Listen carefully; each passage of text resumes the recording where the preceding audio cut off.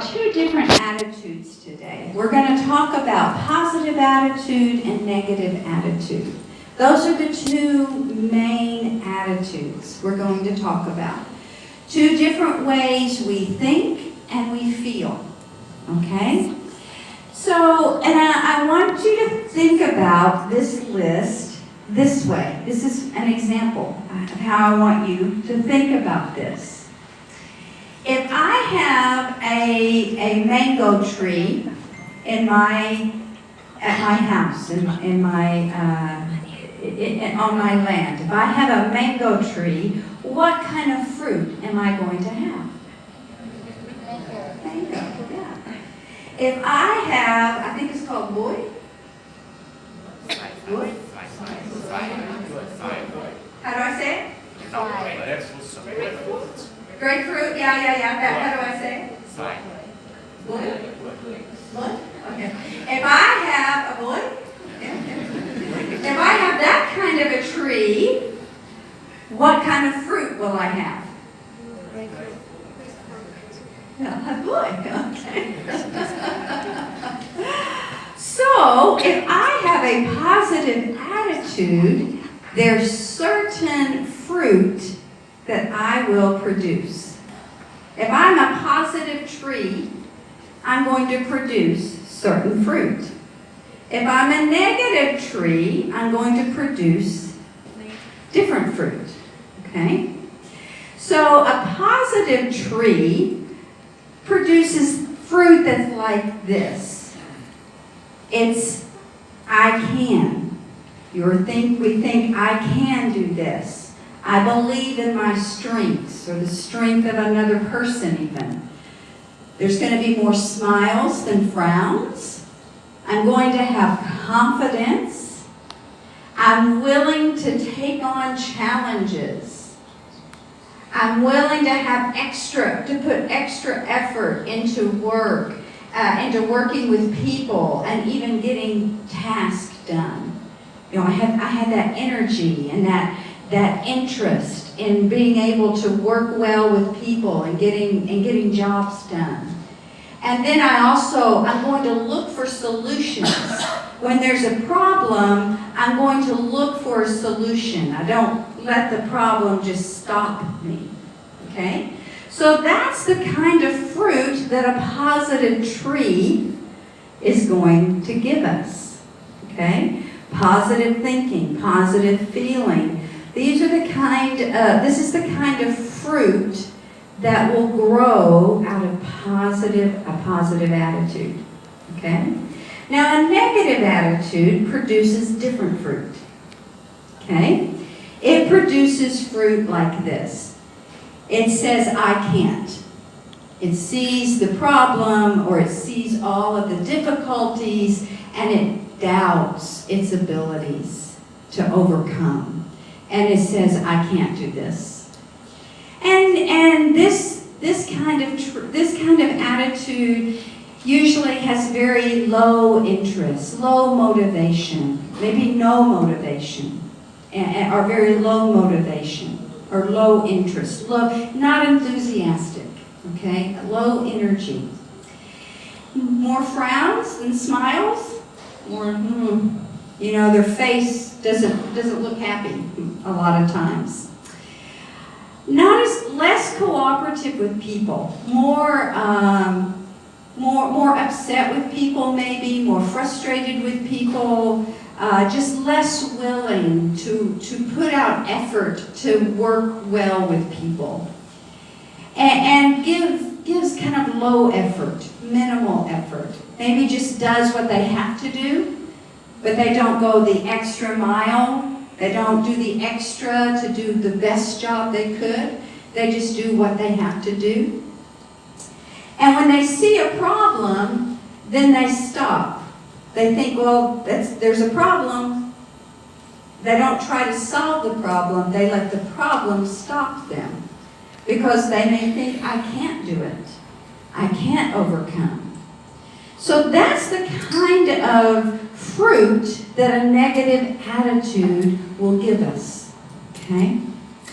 So staying on the negative side in life can really give us negative fruit. Now, I'm going to say this. When we're talking about positive and negative attitudes, as people, we will probably never live just totally positive, okay? And so there's going to be some negative things in our life. There's going to be some negative situations. There's going to be some negative emotions. There's going to be some negative things in our life. And research even says this. Research says that as long as a person has 3 times more positive things so for every 1 negative thing, if a person has 3 positive things, for every 1 negative thing, they are still they're still going to produce positive fruit. Okay? They're still going to have, they're still going to be able to thrive and to succeed. Okay? To feel happy in their life, to feel satisfied in their life. So we may have some negative, okay? But research says as long as we are trying to have more positive than we do negative, then we're going to be able to succeed. We're going to be able to have a happier life, a more fulfilled life. We're going to have more success, more positive things in our life. Okay? So, we're going to have some negative. We're going to have some negative, but we want to learn how to have more positive. So, it's not that you're going to ever just totally get rid of negative. Okay? But we learn how to take that negative and we learn how to increase the positive attitude in our life. So we have more positive and less negative. Okay, does that make sense? Okay. So what we're going to look at today is we're going to look at how to identify our attitude. How do we identify when we're negative? Okay? Sometimes that's easy, sometimes maybe it's not as easy because we get used to thinking and feeling certain things and we have not recognized, oh, that's negative. We just think that's normal. And so one of the things we're going to look at today is how do we identify our attitude? And then the second main thing we're going to look at is strategies for a positive mental attitude. Okay? There are some skills that we can develop that can help us have a positive mental attitude. So having a positive mental attitude is a skill that we can learn. Okay? And there are certain steps there's certain steps that we can learn how to do that, how to have a positive mental attitude. So first, identifying our attitude. We're going to look at 3 things. We're going to look at the thoughts we think, the emotions we feel, and the words we say. So the thoughts we think, the emotions we feel, and the words we say. So we're looking at thinking, feeling, and speaking. Okay? And those are 3 main ways that we can identify what kind of attitude we have. By what we're thinking, by what we're feeling, and by what we're speaking. Okay? So let's go ahead. Let's look at negative thinking. There are 4 main negative thought patterns. Okay? There's probably a few more, but we're just looking at these 4 main negative thought patterns. And so the first one is where we emphasize the negative and we forget the positive. Okay? So we're in a situation and all we can see is the negative. And it's like we totally just blank out anything positive. And all we can see is the negative. Okay, I want you to do something with me.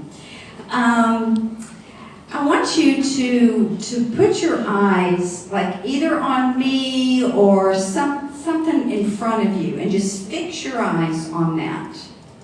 Just look straight ahead at an object. Either you can look straight ahead at me or maybe the screen or the flag. You know, find some object and look straight ahead and just keep your eyes straight ahead. And then take one of your hands, let's take your right hand and put it out in front of you. Okay?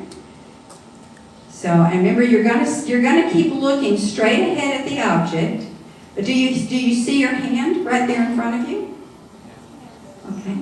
Now take that hand, keep your eyes straight ahead, but then move your hand and keep moving it. And keep moving it, and keep moving it, and keep moving it, and then stop when you cannot see your hand anymore. You know, on your side vision, when you cannot see your hand anymore from your side vision. Like, I can't see my hand here. Okay, I'm looking straight ahead, and now I can't see my hand over here. Now, right here, I can still see my hand from my side vision. But when I have it back here, I don't see it anymore. Okay? And you could do the same thing with this hand. You can put it out in front of you, and you can move it all the way to the side, and then you stop it when you can't see it anymore from your side vision. So that's called our range of vision, okay? And so even though you're looking straight ahead, you can still see things on the side. And then at one point, you stop being able to see it because that ends the range of your vision, okay? So it's called peripheral vision, or you could say your side vision. So now I want you to do this. I want you to take your hands, and I want you to put them like this. Straight ahead, like this, or you can put them like this, something where you're, okay.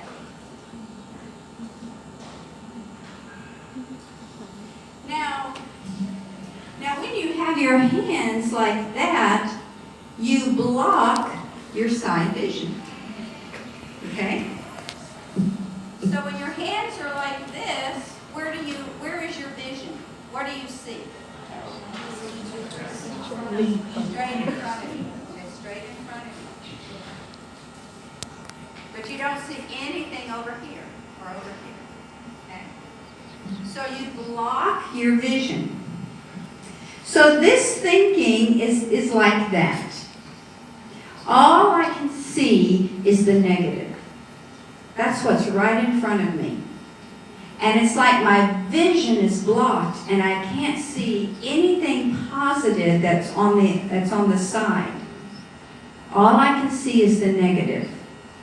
And that becomes negative thinking.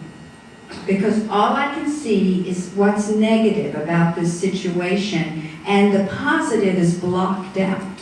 I can't see any positive. And so that's a negative way of thinking. Now, number 2 is automatically blaming yourself when something bad happens. So something happens at work, something happens in your family. Somebody was in a wreck, and it's like, oh, I must have done something to cause that. What did I do? Oh, I know. I should have. You know, you can come up with all kinds of ideas, but you automatically blame yourself. You think you did something that may have caused that to happen. Something you did caused that to happen. Well, that's negative thinking. To always think that you have to always blame yourself and to find fault with yourself. That's negative thinking.